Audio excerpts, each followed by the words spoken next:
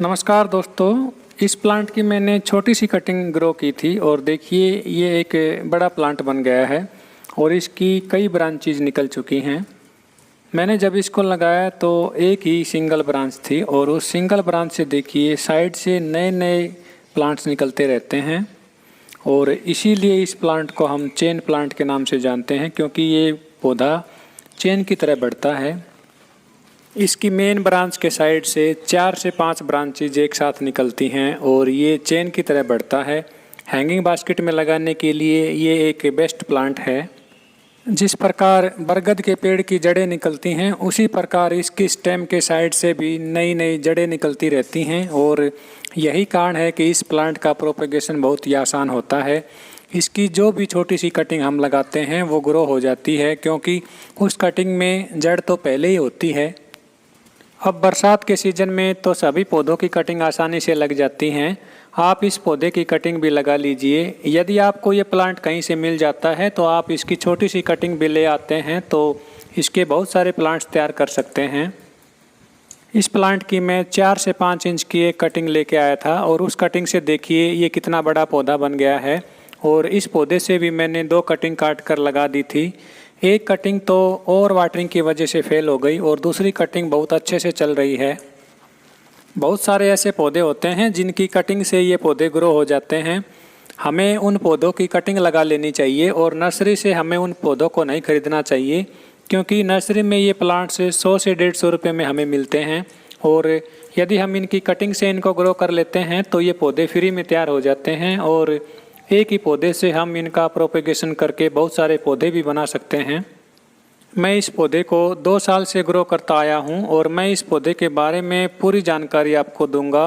मैं आपको बताऊंगा कि इस प्लांट को कैसी मिट्टी में लगाया जाता है, किस प्रकार की इसकी लोकेशन रखनी है और इसमें क्या खाद या फर्टिलाइज़र डालना है और हमें इस पौधे का रख रखाव कैसे करना है।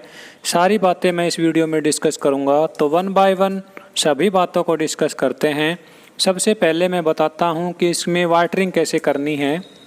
जब आप इस पौधे में पानी डालते हैं तो पहले इसकी मिट्टी को चेक कर लें। जब इसकी मिट्टी पूरी तरह से सूख जाए तो ही आप इसमें पानी दीजिए, नहीं तो ये पौधा ओवर वाटरिंग की वजह से सूख जाएगा। मेरा एक प्लांट ओवर वाटरिंग की वजह से ही ख़राब हो गया था। इस पौधे के पत्ते और इसकी स्टेम को देखकर पता लगता है कि इसकी स्टेम में पहले से ही मॉइस्चर बनी रहती है। आप इस पौधे में कम पानी दीजिए। इस प्लांट को मैंने इंडोर और आउटडोर दोनों जगह रख के देख लिया।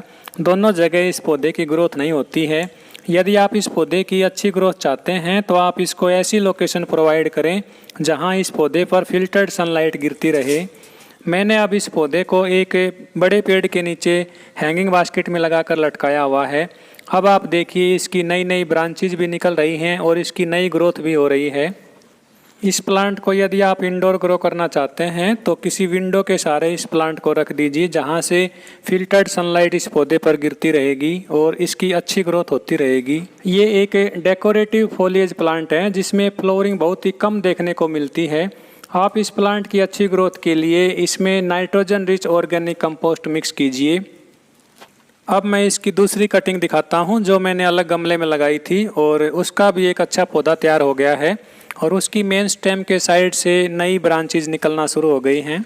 जब हम एक बार इस प्लांट को लगा लेते हैं तो हमें ना तो इसकी ब्रांच की प्रूनिंग करनी होती है और ना ही किसी ब्रांच को कट करना होता है। यदि आप इस प्लांट की नई कटिंग तैयार करना चाहते हैं तो आप इसकी ब्रांचेज को कट कर सकते हैं, नहीं तो इस प्लांट को नेचुरली ग्रो होने दिया जाए तो ये एक चेन की तरह फैलता जाएगा। अब आप देखिए इसकी मेन स्टेम भी धीरे धीरे बढ़ रही है, मगर इसके साइड से 2 नई ब्रांचेज निकलने लग गई हैं। इसीलिए हम इस प्लांट को चेन प्लांट के नाम से जानते हैं।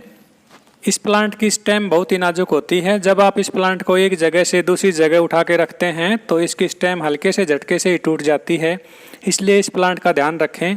आप भी इस प्लांट को अपने गार्डन में ज़रूर ऐड कर लें। यदि आपको इस चैनल की वीडियोज अच्छी लगती हैं तो चैनल को लाइक एंड सब्सक्राइब ज़रूर कर लें। वीडियो में लास्ट तक बने रहने के लिए आप सभी दोस्तों का बहुत बहुत धन्यवाद। Thank you.